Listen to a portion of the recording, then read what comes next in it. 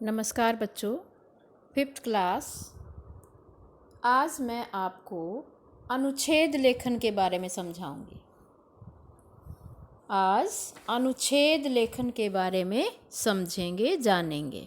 अनुच्छेद क्या होता है? एक पैराग्राफ, जिसे आप इंग्लिश में पैराग्राफ बोलते हैं। किसी एक ही भाव या विचार पर संक्षेप में लिखे, संक्षेप होता थोड़े शब्दों में लिखे गए वाक्य समूह को वाक्य समूह होता है। बहुत सारे वाक्य एक साथ लिख दिए जाएं और संक्षेप में अपनी बात समझाते हों, उनको अनुच्छेद कहते हैं। बहुत सारे वाक्य जो थोड़े से लिखे हुए में ही अपने आप को क्लियर करें, अपने आप को अपनी पूरी व्याख्या दें, वो अनुच्छेद कहलाता है। अनुच्छेद प्रायः 15-20 वाक्यों में लिखा जाता है। अनुच्छेद लिखते समय इन बातों का ध्यान रखना चाहिए। कौन सी विशेष बातें हैं? देखिए, अनुच्छेद का उद्देश्य होना चाहिए। एक उद्देश्य होना चाहिए। उद्देश्य लेकर हम अनुच्छेद लिखना शुरू करें। प्रत्येक वाक्य एक दूसरे के पूरक होने चाहिए, एक दूसरे से जुड़े हुए वाक्य होने चाहिए, एक दूसरे को पूरा करते हुए।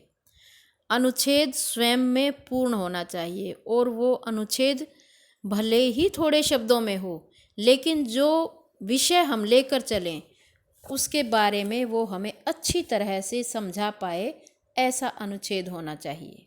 ये होती हैं अनुच्छेद लेखन की याद रखने वाली बातें। अब आप देखें, आपके सिलेबस में जो अनुच्छेद लेखन है वो है सामाजिक समस्याएं। जो आपके सिलेबस में है वो अनुच्छेद विषय है सामाजिक समस्याएं। वैसे तो आप सब बच्चों को पता है हमारे समाज में क्या क्या समस्याएं हैं, फिर भी मैं आपको कुछ समझाना चाहूँगी। आप सुने ध्यान से, उच्चारण सीखें और हर शब्द को आप देखें कैसे लिखा हुआ है और कैसे उसको उच्चरित किया गया है, बोला गया है। भारतीय सभ्यता लगभग 500 साल पुरानी है। भारत एक विकासशील देश है। विकासशील होता है जो विकास कर रहा हो, एक होता है विकसित जो विकास कर चुका है, विकसित है पूर्ण रूप से। हमारा है विकासशील देश है। हमारे देश के विकास में कुछ सामाजिक समस्याएं बाधा बनी हुई हैं। बाधा होती है रुकावट। क्या रुकावट हैं? जैसे गरीबी, जनसंख्या, भ्रष्टाचार, जाति पाति का भेदभाव आदि। ये समस्याएं हैं जो हमें आगे बढ़ने से रोक रही हैं। ये सब समस्याएं हमें किससे रोक रही हैं? आगे बढ़ने से रोक रही हैं। अब देखें आप, हमारे देश में पहले औरतों को देवी का दर्जा दिया जाता था। देवी मानते थे, उन्हें पूजते थे, बिल्कुल बहुत ध्यान रखते थे औरतों का। लेकिन आजकल नारी जाति सुरक्षित नहीं है। हम अखबार में नारी जाति पर हुए शोषण और अत्याचारों की खबर हर रोज़ पढ़ते हैं। आप बच्चे हैं, आपको भी पता है कि हर रोज़ अखबार के हर पन्ने पर कुछ ना कुछ ऐसा लिखा होता है नारी जाति के बारे में, लड़कियों के बारे में, कि जिन्हें पढ़कर हमें दुख होता है, बहुत अफसोस होता है कि ऐसा औरतों के साथ क्यों हो रहा है। वो सुरक्षित नहीं है। हमारे देश में भ्रष्टाचार ने पैर फैलाए हुए हैं। एक सामान्य क्लर्क से लेकर बड़े बड़े अधिकारियों तक भ्रष्टाचार में लिप्त हैं। एक क्लर्क तो पैसे लेता ही है कुछ काम करने के, जो बड़े बड़े अधिकारी हैं वो भी इस काम में उनका साथ देते हैं। कौन से काम में? भ्रष्टाचार फैलाने में, रिश्वत लेने में, वो भी साथ में रिश्वत लेते हैं। तो हम जिस देश के नेता ही ऐसे हैं, जिस देश के अधिकारी ऐसे हैं, तो उस देश में समस्याएं तो फैलेंगी ही फैलेंगी। वो कम कैसे हो सकती हैं? अब आगे देखें, हमारे देश के नेता भी भ्रष्टाचारी हैं। वो खुद भी ऐसे ही हैं। वो क्या देश का उद्धार करेंगे, क्या आगे ले जाएंगे?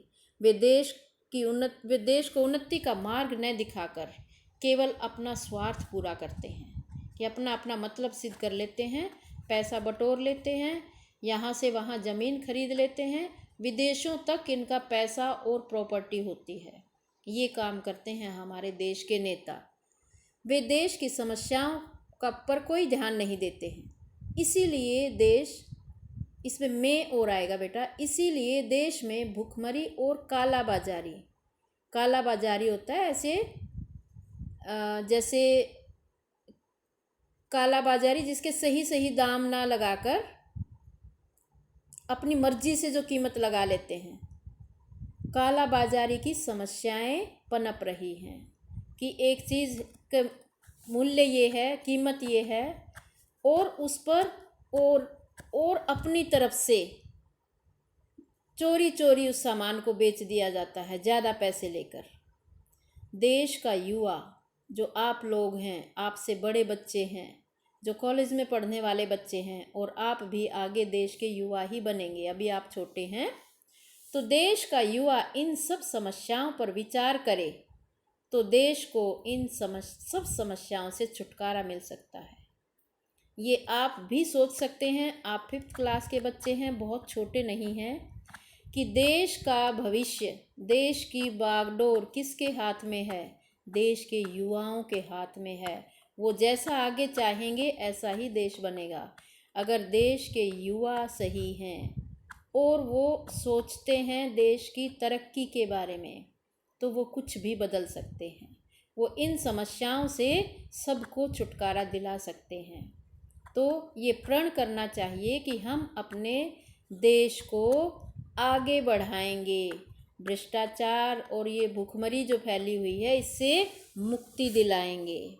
तो ये आप बच्चे ही ऐसा कर सकते हैं, तभी देश आगे बढ़ेगा, उन्नत होगा। धन्यवाद। आज के लिए इतना ही। आप इसे अपनी नोटबुक में लिख लेंगे सुंदर सुंदर राइटिंग में, और गहराई से इसको सोचेंगे कि ये सब समस्याएं कैसे दूर हो सकती हैं और बड़े होकर हमें क्या करना है, ये निश्चय आप कर लें। धन्यवाद। आपका दिन शुभ हो।